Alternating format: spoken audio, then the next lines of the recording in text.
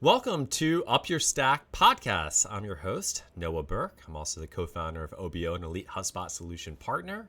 Every week, we feature some of our favorite HubSpot app partners who've either built their applications on HubSpot or have integrated with HubSpot to help you get the most out of your HubSpot tech stack. And today, I'm really excited to have an awesome guest with me, Gilles. He is from an organization called Livestorm. And just for enunciation purposes and the audience, you are French. How do we enunciate your name? I want to make sure we do not mess this up. First of all, thank you for having me. That's very kind. And yeah, as you can probably tell from my accent, I'm French. And the right way to pronounce it, it's a bit tricky, but it's Gilles. Gilles. I think, Gilles. yeah, exactly. You're a native. That's it. You know how to do Ah, it. I've been to Paris before. Does that count? It counts. Now it counts. So let's get right into kind of what you guys do. Yeah. Livestorm. First of all, awesome name. What Thank is it? What you. do you guys do? All right. So basically, Livestorm is a webinar platform. We've been around actually with almost one of the dinosaurs. We've been around for 8 years. French company, obviously, and we specialize in events from 10 to a few thousand people. And a typical webinar use case, weekly basis, monthly basis, and for product demos or customer training, that's mostly what we do. We don't do virtual events. We don't do one-off type of event. We don't do meetings. We're like right in the middle. We're right in the middle. And the typical persona is a marketer. We're going to talk about marketing today, and this is one of our core persona. And as a European platform, we focus a lot on privacy, security, and certain industry that are actually very sensitive to that. And but we're going to talk about positioning later on, so I'm not going to spoil the Yeah. fun. And is this one of the areas you were solving for? Is this kind of what has helped Livestorm take off is on the privacy side? Yeah, absolutely. We're actually one of the few to have like an ISO 27K certification for security, GDPR by design, and we've taken like this positioning around mid-market and enterprise, especially in Europe. 80% of what we do is actually in Europe. So and also we're actually the largest webinar platform in terms of revenue in Europe. So essentially we're the Wow. number one alternative to any other US platform for European companies. Obviously, a lot of the business is also in North America, but we've taken our positioning on the European ground more specifically now. And what do you credit to your traction? So you've been doing this for 8 years. What has led you to where you are now? And you obviously alluded to some of it on the data and security side, but I'm Yeah. sure there's more to it than just that. Absolutely, yeah. No, I guess that comes back to actually the reason why we started all that in the first place. And essentially, Lifestone was a final exam project from school, to be honest, right? Oh, Actually, yeah, I met my co-founder in university, and back then I was actually interning in my last year at this startup in Paris. I was running a bunch of webinars, and I was using one of the old guys from the 90s, and I was actually experiencing some of the issues that some of the prospects still have to this day. Basically, I was forcing people to download something on a computer just to attend a webinar, something they were actually merely yeah. interested in. And I was doing a lot of things by hand, like having a manual, coding manually the emails and the landing pages and whatnot, and also connecting APIs with code. And it was like, there must be a better way. It was a very candid thing. I wanted to have like Yeah. I was not a video expert. I was not a video engineer, but I knew how to build UIs and UX. And I wanted to have something that doesn't care so much about the video, but actually cares about the experience around it, like the Hmm. experience of organizing it, right? And so we wanted to have a landing page builder. We wanted to have everything in a browser. And I was actually very new back then. The WebRTC technology was actually very new. And we wanted to have a really good connector. And that's actually one of the topics today. But we wanted to have a really good connector with the CRM without having to download a CSV, Excel, or whatnot. So we just built that and immediately hit. It kind of hit, and Yeah. a year after that, we raised our first seed round. We had a few hundred customers, actually most of them in the US, and it was a very the playbook was it's going to be a self-service traction, credit card only, SMB, tech marketer in and willing to have a webinar platform that lives in a browser, that it's easy to use, that has all the logistics installed already without having to do anything by hand. And that was like the very first positioning aspect of it. And it just hit. And then obviously the rest is history, but Yeah. COVID, also happened. And So you knew from pretty early on, like who your ideal customer was. yeah, One, it was the because same customers you were trying to manage and solve for yourself. I was solving my own problem essentially, right? And so obviously we had this very educated hypothesis, and then when we first started like building the landing page, the very first landing page, we had this almost like HubSpot has this like a smart form, right? We have like a smart form that kind of enriches all the different leads that we were getting on the waiting list landing page back then, and 90% of them, they were like exact same profile, like 5 to 50 people SMB in tech, and that was it. We knew we hit a spot. And did you notice, especially I can imagine applications and software such as yours probably took off during COVID, when all of a sudden, what happened to the organization? What happened to the company during that period of time? Oh man, everything went through the fan, like very big time. I mean, it was actually, I remember this day. It was on Monday, the very first day of the week. It was like mid-March-ish something, and right before the first lockdown in Paris, and we were getting like a weird spike on the infrastructure. And I was going to my dashboard for some sort of reporting on the MR side, and I was thinking, man, we're getting a lot of customers today. And I was like refreshing the dashboard, and numbers were actually going up every time I was refreshing the dashboard, like the revenue dashboard. I was like, wow, what is happening? And actually, the first week we had the major downtime that we ever had in 8 years, because out of a sudden, a platform that was built for, I don't know, X type of concurrent webinar or attendees or whatever, and out of a sudden we had like 25X to absorb. And Wow. same thing happened for, and that overnight, and same thing happened for the customer support. They were used to having like about 2,000 conversations a month. There was just like 3 or 4 of them, and out of a sudden they had like 20,000 conversations a month. So we had to absorb that as well.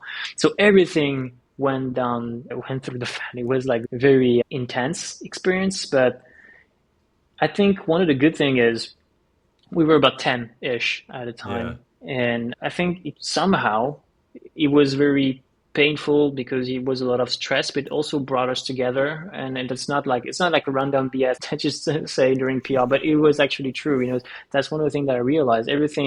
Everyone was said, you know what, we're going to solve this. We're going to go through that. It's just temporary state. It's going to last like 3, 4 months, whatever. But if you need support, we're going to do support. I did support. I stayed on intercom doing whatever support we Yeah. needed to do. Also, we just raised a Series A like a few months before, fortunately. Wow. So we just like paid AWS whatever they needed to keep everything running. We just paid the man, pay to win.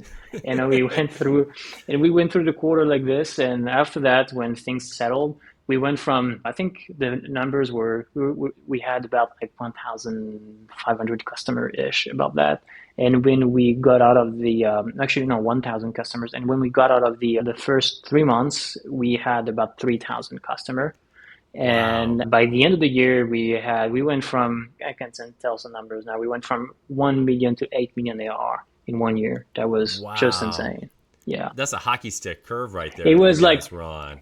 yeah, exactly. That's always what I say. You say like, you never live that twice. We knew it was like something, even in the startup world, it was like something very special, and we probably never going to go through that again. So it was a very special year, definitely. I would say at the time, you guys were all also very mission critical. A lot of organizations, they had to move all of this online. No more in-person events. They were trying to coordinate with Yeah, teams. And apps such as yours were critical to keeping essentially the economy going. absolutely. And Right that's place, actually right one of time. the, for a long time, I was like, yeah, you know what, we're a webinar platform. We're not like saving puppies or whatever. But I realized then that a lot of people were actually counting on us on some level. That was really cool. We work with the NHS, coordinating like NHS is the UK public system, healthcare public system, and Mm-hmm. we help them coordinating hospitals and clinics and whatnot. And it was very cool. Also, you had like some very intense conversations over the phone because, as I said, we had a major downtime because we were not anticipating that much load. And I had people actually calling me on the phone, actually. And I remember this lady, she was actually crying because she needed to do her job. She was working in healthcare and nothing was working. So it was like very intense on so many levels. But looking back, I'm glad that we went through that. Yeah, and obviously, I'm sure that helped you with traction. Obviously, word of mouth is a great way to continue growing and building the organization. So obviously, there's a lot of solutions out there in the marketplace right now. You can pick from a lot, and in your particular case, people don't have to download any software to be able to use your webinar application. But I'm sure there's other competitors coming out now that same thing. How are you Yes. guys staying ahead of the competitors? How are you continue to position yourself where a B2B organization or maybe even a Yeah. B2C organization is like, hey, I need Livestorm as my Yeah. platform of choice? Absolutely. That's a very good point. So there are a lot of things. First of all, when you use a software like this, when things go down, when you have an Yeah, issue, and another when the software has an issue, it's a very stressful experience because you're live. We're not right now. We're recording this podcast, so if there is yeah, a mistake, we could always go back, cut it, and do correct. whatever. Live, you don't have that. You have no excuse. If it goes down, it goes down, and that's it. So I guess one of the things we need to be perfect or better than the others is reliability. We have to be Yes. better at this. And the fact is building video is it's actually very easy. We made the bet a few years ago when we started that we were not actually going to build our own video technology. We were going to rely on the third party, just like AWS, to cover some of that ground. But what we knew for sure is that there are so many corner cases you need to cover even though you don't fully own your own technology because you have so many conditions, so many different types of configuration when someone hosts a webinar. Maybe they have Mm-hmm. this type of computer, this type of browser, this type of connection. Maybe they have a firewall. Maybe they have, I don't know, a bunch of stuff, and you need to be able to Sure. cover all those corner cases. So reliability is 8 years of building an insane amount of code and logics to cover all those corner cases. So that's one thing. The second thing is we talked about security and privacy. That has been one of the core focus for the past 2 or 3 years, making sure we're the best at it in this area. So that's one way we can differentiate ourselves. And also one way to differentiate ourselves, especially from the bigger players, so the WebEx of this world or the Teams Mm-hmm. even, is to say those guys are horizontal platform. And there's like a very big platform. They do meetings, they also do emails now and Slack and Notion type of, they do a lot of things regarding collaboration. They're mostly turned towards internal collaboration. So for us, the logical counterpoint was to say, okay, you're doing internal collaboration. We're going to do external training, external selling, and we're going to host webinars only. So at the end of the day, what it means is if, for example, if I take the example of Teams, they're going to talk to everyone. We're going to talk to mid-market and enterprise. They do internal meetings. We're going to do external webinars. They do Hmm. internal Interesting. collaboration, external communication for us. They're a bit in the US. We're a bit in Europe. They work best with Microsoft Dynamics. We're going to work best with every other integrations from SMB to enterprise. So Salesforce, HubSpot, Marketo, Product, everyone. Be agnostic in terms of data enablement, essentially.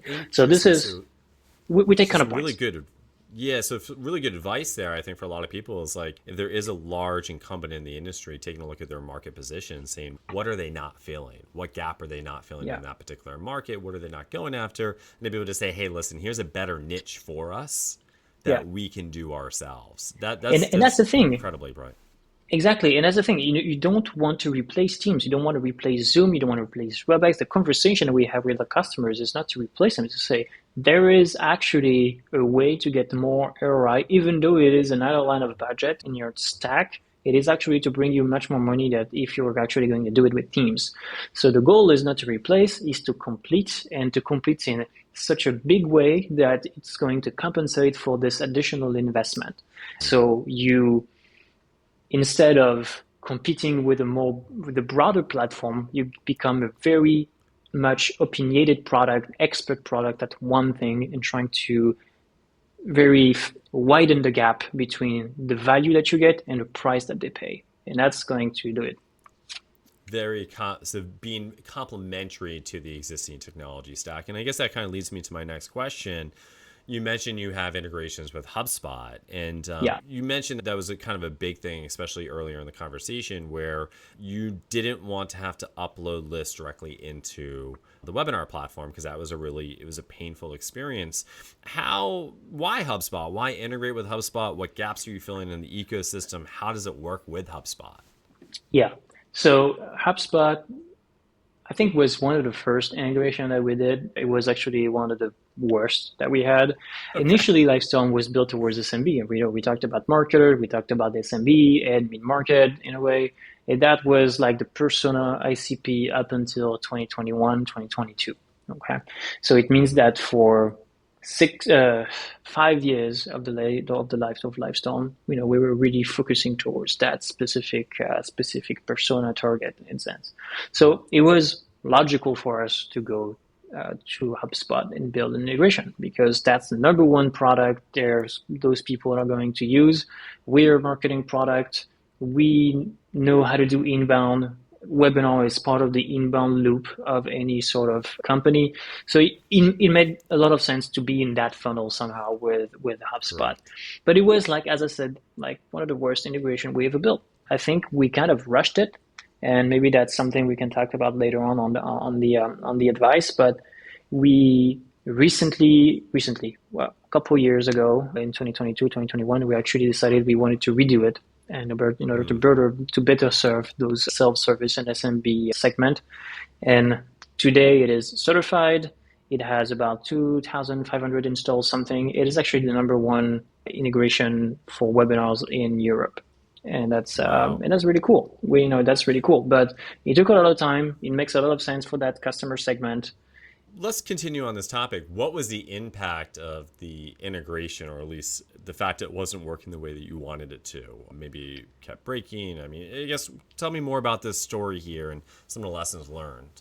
It was not breaking per se. It was just like I think we didn't identify correctly the kind of the product market fit of the integration. We went with a very kind of engineering mindset. We had this very good Pipedrive integration, right?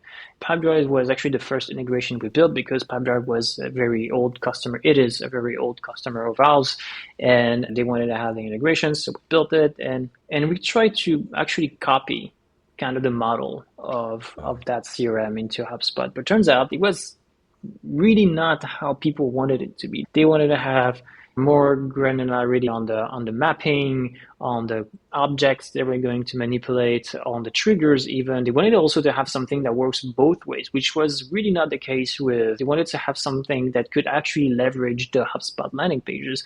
So basically we built everything wrong, because we tried to apply the pattern to something that was actually very different. Even though both of platforms are kind of CRM, HubSpot is actually much more complete, because it has a lot of marketing automation features. So as a result, they need more features.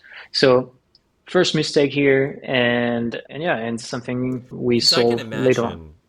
Yeah, I can imagine that Pipedrive is more of a CRM per se, whereas HubSpot originally came from the marketing angle. So obviously you're selling probably to a lot of marketers versus a CRM side. Those are different needs ultimately in the end. I can see where that would have happened. Yes, of course, anyone listening to this, check out the Livestorm app in the HubSpot app ecosystem store. You can see all the different types of integrations, data you can move. There's a couple where I believe are bidirectional in there as well. Yes. It's powerful, because as marketers, you need this information to be able to do your job successfully. You need to be able to know who's coming to the webinar, having all the analytics, having the data flow back one way or the other. I think one of the triggers is that we started using HubSpot ourselves. That's something that happened later on. I think about, like, actually one of the former head of marketing at Livestorm was a former HubSpot. So when she joined, we started using HubSpot, obviously. And that's also when we realized, they're right. We're not doing this right. We're not doing this right. There's missing something. So the contacts became bidirectional. Attendees became contacts. You could map deals, companies. You even have some events when someone watches a replay or watches an on-demand webinar. So we added a bunch of features, and now it is actually very complete, one of the most complete. So there's a trend here in your career. You solve things for yourself first is the key. So if there's a problem out there, you got to hunt for it. Then you solve it for yourself, and it solves it for everyone else. That is an excellent way of approaching business. Exactly. We were drinking our own champagne for the past 8 years. And actually, it's very fun, because even since we use Livestorm on a daily basis, and even actually the way we use Livestorm is even probably one of the hackiest way you can actually use Livestorm. So we're actually very aware of the gaps of the product. For example, we're going to talk about AI probably at some point. There That's is the actually next conversation. Yeah. absolutely, there is tons of features AI-wise that don't exist yet in a product, but exist internally because we built it ourselves for ourselves, thinking this is missing. Let's build it for ourselves, and then we're going to incorporate it in the product. Let's talk a little bit about AI. What's your future roadmap look like, and how is AI going to fit into it? Yeah, so that's a good point. And I think so we thought about obviously there is like a lot of things you can do with AI. And I think the main reason for that is because first of all, we need to think about what's the medium that is Livestorm. The medium is video essentially, and video by itself encompasses a lot of semantics. And can be transformed into many things. It can be transformed in text, it can be transformed in audio, also in videos or multiple types of videos. So there's a lot of things you can do here in terms of AI. But essentially, the way I see it, there is a pyramid of the stuff you should do with AI first. So the first one is, it's basically a pyramid of problems. The first one is, if you have a Livestorm workspace, you're likely to host many different types of events. It's going to be product demos, trainings, even some internal stuff. It's going to be happening on the same workspace, just like Slack. So basically, you're going to produce a lot of content, a lot of semantics. So you need to find your information. And so that's the first thing. You need to make sense of things. So this means the first brick you need to build is transcript. And then you have to build maybe a summary. And then you have to have maybe live captioning, or not live captioning, but captioning itself on the videos. And that's like the very basic fundamentals of AI. We build that just to solve the problem of accessing the information, or indexing the information. The second layer is, how do we enrich the experience of it, or of the live thing? So I was talking about live captioning. That's one way to do it, live captioning. But if you go beyond that, there is dubbing. You could actually, instead of paying for having an interpret doing that, there is APIs today to do some live dubbing. Live dubbing is just speech to text on top of a live transcription. And there is actually now APIs to do just that. And I think the last final brick of that is, the final top of the pyramid is, actually there is two, is expanding the content. So we talked about how video is a rich media. So how do you transform video into many different types of contents, LinkedIn posts, blog posts, whatever. And basically you turn your webinar into some sort of content generation machine, essentially. So that's like one very cool way to use it. And maybe some very enterprisey thing is like topic detection, and make sure things that have been said or shared is either redacted if it's sensitive, or maybe you could detect personal information, that sort of thing, and trying to do something about it. It's a very enterprise type of use case. It is actually demanded. That's awesome. Maybe I'm just going really futuristic sci-fi here, but also avatars, so you don't even have to show up to your own webinar you produce. You just Absolutely. Plug it all in, type it all out. Here I am, everyone. This is my avatar up there. I mean, life would be great. Speaking of hacky things, that's actually one. We have this session we do internally, and we call it Tune and Learn. And essentially, it's this internal session where a team presents something they do. And one of the team, they had this thing where, they were actually like understaffed because people were in vacations, or I don't remember quite how it was. But essentially, they use Synthesia, which is an app that basically creates avatar, right? And they have an AI build the text, or maybe correct or generate part of the text. They give that text to Synthesia. The avatar starts talking the text, and actually, there is an actual person speaking the text, telling the text to the audience. They produced this video, and they just played the video in an automated fashion inside Livestorm using our automations features.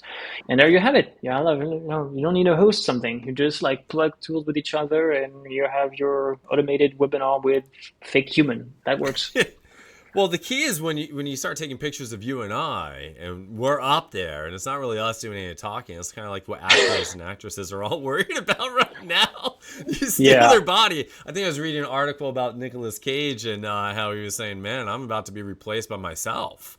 That's the next one. We kid and joke, but where this is headed in the next 3 to 5 years, it's just, hey, put our avatar out there. I don't know if you tried already, like the voice cloning, and there is this also, I forgot the name of the company, but you actually do also avatar cloning, so you can actually combine the two of them. It's a it's creepy. The first time I heard about the voice cloning, I was on Slack and my co-founder made that joke of, hey, so Gilles has this message to send to you guys. It was on general, hundreds of people actually like listening to this message. It was a very nice message, obviously not a Yeah. troll. But it was me speaking. I was like, did I say that? Did I just like spaced out? No, it was like, and it was like very my way of speaking, it was just not as much hesitating, but still, it was like very creepy. Well, this future we're headed into is pretty exciting. I have to say It that. is. So, what suggestions do you have for people who are building apps on HubSpot or integrating with HubSpot? And you talked about one of your experiences, but what would you Yeah. share? Honestly, I think one of the cool things I like about HubSpot is it is a very complete product. It has this thing where you can actually find tiny golden nuggets here and there in a product, but also in the API. Some of the portion of the APIs they're not even announced sometimes, and they're still there, and that's very cool. So they have this, for example, the calling API, so you can actually record calls and push calls to the to replace Gong, for example, and have that in HubSpot. I didn't know that existed, so it's very cool. Anyway, so I think that's my first advice: explore the product. It doesn't matter if you're going to use it or not. Just like hack your way through the developer API portal and try to see what's in there. Try the endpoints. Try to think, imagine what can be built around it. You might find some really cool features to actually build on top of. And so explore the product. That's the first thing. Second thing is try to understand what is the actual need and don't try to reapply a pattern or something that you think is the right pattern, just like we did. I think HubSpot is a very large platform, as I said, and as such, people using it, they have like very precise needs, and I think those needs will evolve from a company to another. I'm pretty sure that company A is going to use custom objects very differently that from company B. So you need to take into account the flexibility that requires when you build a HubSpot integration. Well, Jill, thank you so much for, again, joining us on this show. And of course, any listener out there, if you're interested in learning more about how to level up your own HubSpot, feel free to reach out to us at the OBO group.com. And you can also reach out to me via LinkedIn as well, Noah Berk. Again, thank you so much for joining and hope you enjoyed listening.